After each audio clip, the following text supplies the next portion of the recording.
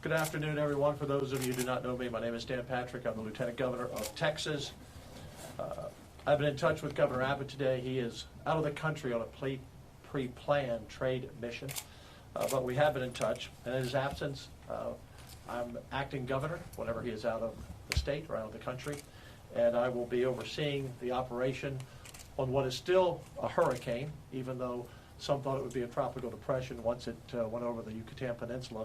Even though it's still over land, it is still a hurricane category 1 at this time. We wanted to get together today to talk about the next couple of days for a couple of reasons. Number one, if you look at a couple of the charts that we brought in today, you can see just since July 3rd how the track and the cone has moved more to Texas, away from Mexico. You know, this storm began Monday. It has devastated several islands in the Caribbean. It's the earliest Category 5 storm in history. This is a determined storm that is still strong, even over the Yucatan Peninsula. It's not broken up as the National Weather Service may have predicted at some point. So as we saw the track move our way, and right now the cone goes all the way almost up to the Texas-Louisiana border, everyone along the coast should be paying attention to this storm. We pray and we hope for nothing more than a rain event, but even a rain event may be very heavy, and we'll talk more about that. But we prepare at the state for the worst case scenario. And we have the best emergency management team in the country. They have been working on and preparing for this storm in the event it turned towards Texas for some days now. Our chief, Nim Kidd, and I have been talking since about 4 o'clock yesterday morning, or sooner than that, so that we're prepared. And we want you to be prepared. In fact, one of our concerns is that we're in the middle of a July 4th holiday weekend. Not as many people are home watching the news or paying attention to the news. They're having fun at the beach or just in their backyard and enjoying their families. So, family who are vacationing along our coast, it might be a great idea for you to text them, call them, or email them and ask them to pay attention to the weather over the next couple of days. Right now, it appears that this storm either is a tropical storm with heavy rain that could be 12 to 15. Exactly sure yet where that may be, whether it's heavy rain and flooding or if it's a hurricane category 1, 2, or worse. It would be here likely on Monday, and we'd start seeing the impact of that starting on Sunday. Again, we're preparing for the worst, praying and hoping for the least amount of rain and a lesser storm, but you want to be in position of wherever you're going to be by Monday. Remember, seldom does wind cause death in a hurricane. It's flooding. That's the most dangerous position for someone trying to drive in flooded waters on flooded roads. I've just finished a briefing, a very deep briefing with our Emergency Management Council of the state, all over the state, and our local mayors and judges have been in touch with the chief for the last couple of days, and they are preparing. So once again, we hope and we pray for nothing more than a rain event, although that will still be heavy rain in some areas, flooding in some areas, pretty much for sure. But we're going to have to be patient, not preparing, and you should not be patient preparing, but we're going to have to see this storm move off of the peninsula, off the land, and into the Gulf of Mexico. And once that does, in the next 15 to 20 hours or so, it's a very slow-moving storm, about 6 miles per hour, very slow-moving storm. Once it moves into the water, the storm will tell us more of where it's heading, and we'll know to be able to pinpoint it much more than we can today. But right now, if you're along the coast from Brownsville to the Louisiana border, pay attention to this storm, because you have about 2 days, the rest of today and tomorrow and some of Sunday, to prepare when it hits on Monday. With that, I'd like to turn it over to the chief of the Texas Division of Emergency Management, who is the best in the country and has been down this road many times, and I have been down this road many times with Governor Abbott as well of the storms we've had.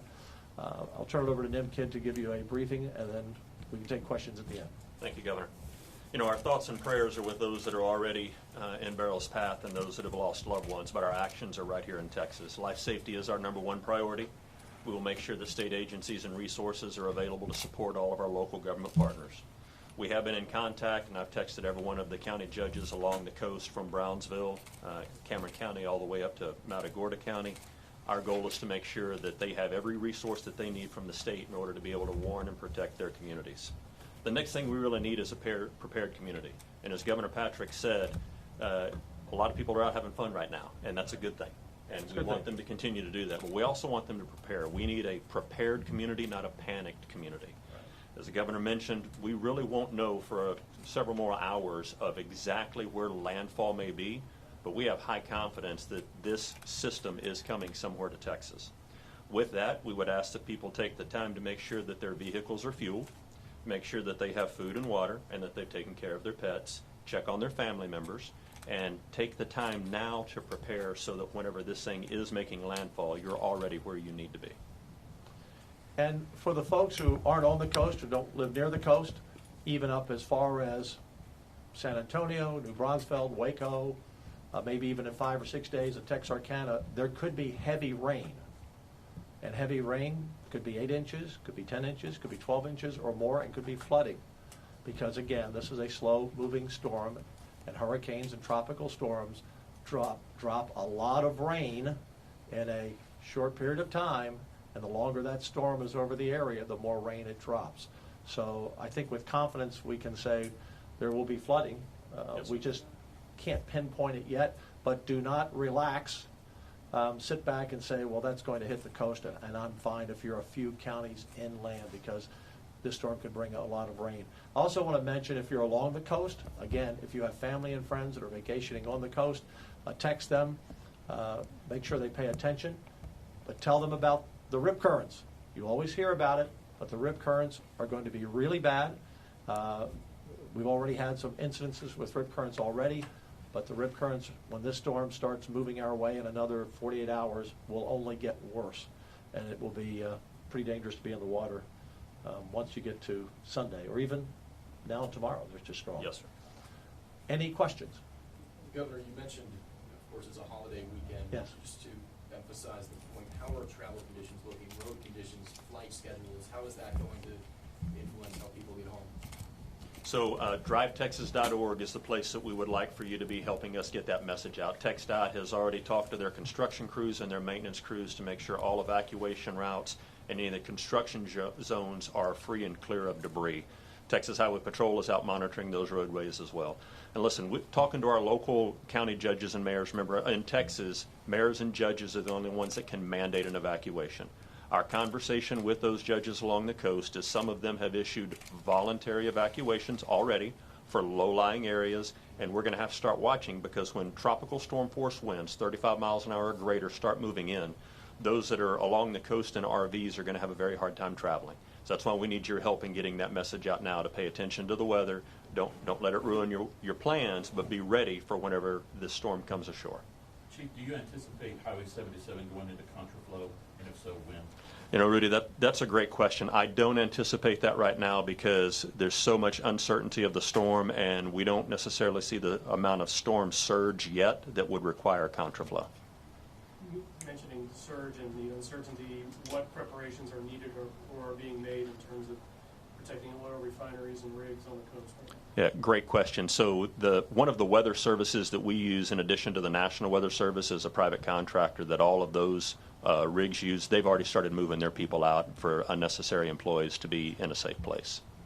Lieutenant Governor, I noticed Corpus Christi posted on their Facebook site this morning, they have issued 10,000 sandbags that are out. Is there anything the state can help these small communities replenish the sandbag stuff? Is that being done? Yes, it is being done, and you've got the specifics on that. And Rudy, we'll reach back out and talk to them. Yes. I'm not aware that they've even asked us for help yet, but we'll reach out to them. Thanks for that heads up. Some folks along the coast have brought up the issue that they've experienced in the aftermath of past storms with price gouging for food and essentials. Can you elaborate on? If that's the case, please notify us, let us know. The Attorney General will look into that, and let's hope that does not happen. And if it does, we'll hear about it and we'll pursue it.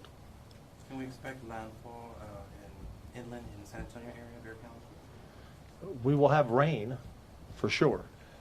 Yeah, so we need to wait until this storm gets back out into the Gulf Yeah. to really get confidence in the forecast track of how high the wind speed will be and the pinpoint of the location. I think people, as the governor said, even inland need to pay attention come Sunday and Monday. We believe you're going to have rain all the way into the I-35 corridor. Does not mean you're going to have tropical storm or hurricane force winds. We won't know that with certainty until later this weekend. Also, for people who have tuned in, if you don't know how to check your local mayor and county judge and what's going on in your county or your cities, go to TDEM, TDEM, .texas, spelled out, TEXAS.gov. That's TDEM, TD as in Dan, TDEM.texas.gov. And you can get all of our updates there, which we're constantly updating you. We will do a following press conference if and when necessary as we know more. But we will constantly update all the information on the storm. And for your area, you can track on our website down to your area to get your local information.